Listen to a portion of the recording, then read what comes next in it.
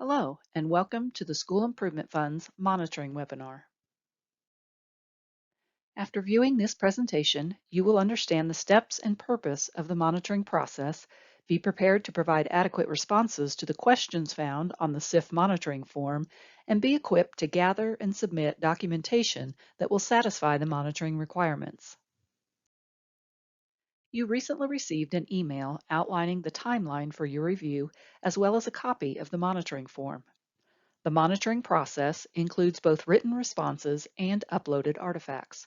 Soon, you will receive information and instructions for accessing a folder in SharePoint where you will upload your documents. Responses to the questions on the form provide you with an opportunity to tell reviewers how the funds have been used to carry out the evidence-based practices you proposed in your application. You will also receive a list of suggested documents. This list is not exhaustive, and you are not required to provide every item listed. The documentation that you upload should support your written responses. After completing a written response, ask yourself, what documentation do I have to demonstrate this? The monitoring form includes the following categories: application amendment process, implementation of evidence-based interventions, fiscal management, and sustainability.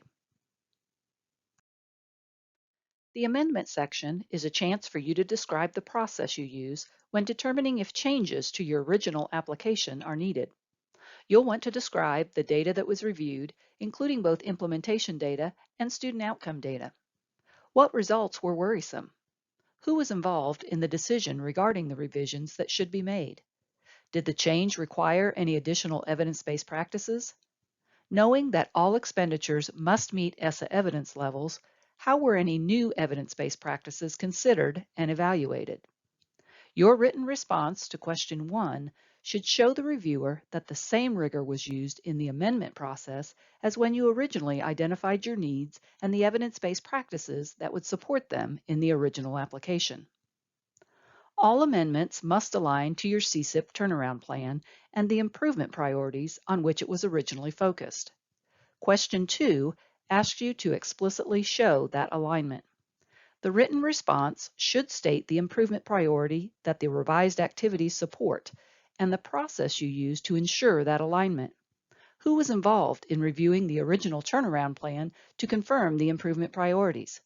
Have necessary revisions been made to the CSIP turnaround plan? Your original turnaround plan included a description of resource inequities that were noted when you went through the needs assessment process. School improvement funds are intended to address those inequities. Any amendments must align to something in the needs assessment and/or the resource inequities found. Your written response to question 3 in the amendment section should specify the need that was targeted by the revisions. The reviewer should then be able to look at your needs assessment and see the connection. Evidence-based practices are vitally important to the use of school improvement funds. The next section is your chance to show how these strategies have been infused into classrooms and throughout the school. In your response to question 1, explain where and when these activities take place. Do you have protocols that address the expectations for these practices? Where do the strategies occur in curriculum documents, schedules, lesson plans, or walkthrough tools? What training has occurred to support implementation of each activity? EBP question 2 asks about organizational changes that may have occurred at the district level to support implementation of your approved evidence-based practices. Perhaps district-level coaches or curriculum personnel were assigned to your school to specifically assist with implementation. Were any changes made to the role of district staff to better support your initiatives? Were additional staff hired by the district to complement and carry out the grant activities? Your response should describe any changes that occurred as well as how they were communicated from the district to the school. It's always good practice to provide an NA response or to state that no changes were made to indicate that a question has been addressed. Similarly, question 3 focuses on changes in practices or policies that may have occurred at the district level to support your work. For example, were there any changes made to the way staff are assigned to your building or to the student to staff ratio in order to implement your activities more effectively. Be sure to include information about how these changes were communicated to the building. You may have people from outside your school or district who are delivering services related to your grant. External providers may provide training or coaching for your selected EBPs, or they may be supporting your monitoring and evaluation activities.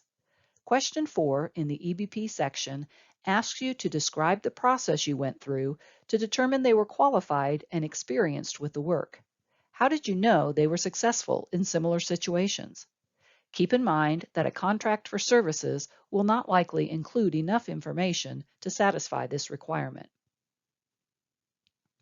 Monitoring the implementation of your chosen evidence-based practices ensures they are being carried out as intended and informs adjustments that may be needed. How do you know which teachers are using the practices and to what degree? How do you know if they are working? When responding to question 5, be sure to include details about what data is reviewed, how often, and by whom. If you have determined that things are not being implemented well or that the activities are not improving student outcomes, how has the district supported you in making appropriate changes? Data should include information about what adults are doing and how students are progressing. Activities included in an application amendment are just as important as those originally chosen. The decision to amend and the activities chosen for future implementation should be evaluated through the same rigorous process that was used in the original application. Your response to EBP question 6 should provide details describing who was involved and what process was used to evaluate evidence for new practices or programs and how a final decision was made. Because of the ESSA evidence requirements that now guide the use of school improvement funds, fiscal management is an essential component of the monitoring process. Question 1 in the fiscal management section asks you to describe the process that is in place to ensure that everything that is charged to this grant has been approved through the application or amendment process. Who is responsible for verifying that an activity is specifically included in the application? The Munis report provided for this question should include the details of each expenditure and not just a summary of each category.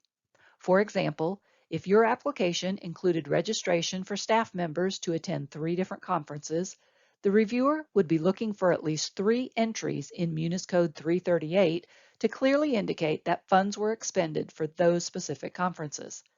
A report showing the total amount budgeted or expended in Code 338 is not sufficient. SIF funds are supplemental to other state and local funds available to you. Question 2 of the fiscal section asks you to describe the process used to ensure your school receives all the state and local funds it was due, and that SIF funds provide resources above and beyond those. What process is used to review budgets, and who ensures supplanting is avoided when expenditures are made? KDE encourages schools to work closely with district-level staff to review the district's Title I Part A methodology where applicable. Through its methodology, each district ensures a school receives all the state and local funds it would otherwise receive if it were not receiving Title I funds. Once your SIF funds have been depleted, it's important that the effective initiatives that were implemented are continued. To address question 1 of the sustainability section, you'll tell us about the teams or stakeholder groups that have been planning for this.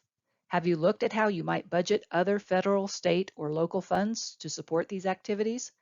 Question 2 asks you to describe how these interventions will be monitored to ensure they continue. Be sure to address any roles or responsibilities of district staff that will be involved once the grant has expired. Through your responses and the documentation you provide, the reviewer should have a clear picture of what the approved interventions look like in action and the impact they are having. Show the reviewer you are carrying out the approved interventions and you are assessing their effects. Discussions and collaboration between district and school staff will support a successful monitoring experience. We hope this webinar has given you valuable information about the monitoring process so you are prepared to respond in writing and with artifacts to show the positive impact of school improvement funds in your school. Feel free to review this throughout your preparation process, and please contact Natasha Stein or Ruth Swanson if you have any questions regarding SIF monitoring. Thank you for watching.